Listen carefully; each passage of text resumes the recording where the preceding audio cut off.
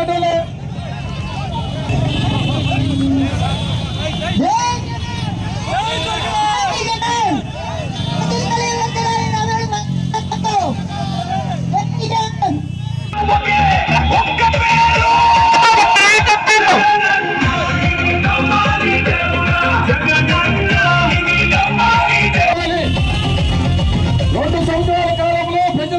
ఇచ్చిన హామీలు నెరవేర్చకపోగా ఈ రోజు దుర్మార్గంగా ప్రశ్నించిన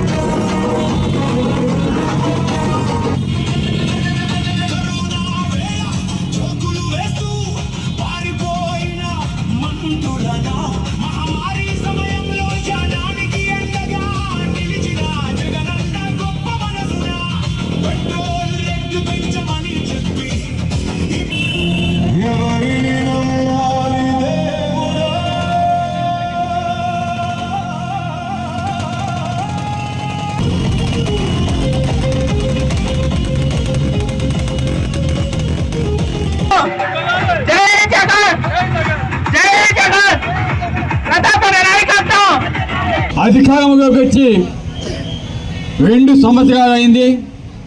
ప్రతి ఒక్కరికి తెలుసు ఏ విధంగా ఈ కూటమి ప్రభుత్వం హామీ ఇచ్చిందో.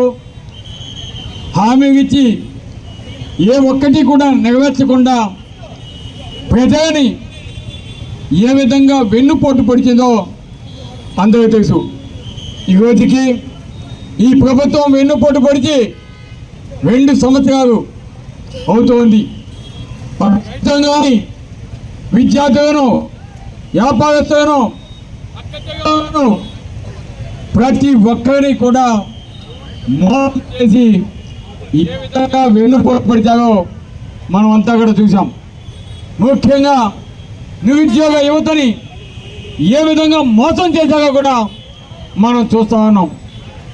ఎందుకంటే డిఎస్సి కండక్ట్ చేశారు. అదే గతంలో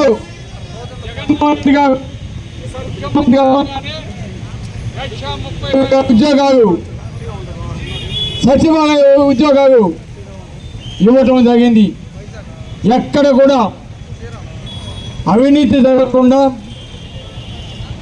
నిష్పక్షపాతంగా ఎగ్జామ్ ద్వారా ఉన్న ప్రతి ఒక్కరికి కూడా ఉద్యోగం ఇవ్వటం జరిగింది. ఈరోజు డిఎస్సిలో 16 ఉద్యోగాలు ఇస్తే 100 అవకతవకలు. ఏ విధంగా మోసం చేశారో విద్యార్థులు అందరూ కూడా గుర్తించాల్సిన ఆవశ్యకత ఉంది. స్పోర్ట్స్ కోటాని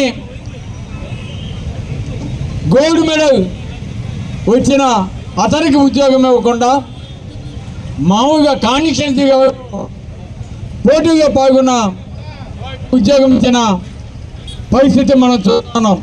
ఎవరైతే నేషనల్ ఎవరు, ఇంటర్నేషనల్ ఎవరు వాటిలో పార్టిసిపేట్ చేశారో వారికి ఉద్యోగాలు ఇవ్వకుండా వెనక్కి పంపిన దుస్థితి మనం చూస్తూ ఉన్నాం. అదే కాదు, ఈ డిఎస్సి ఎగ్జామ్లో దాన్ని కండక్ట్ చేసేదానికి ఒక అతన్ని పెడతాడు.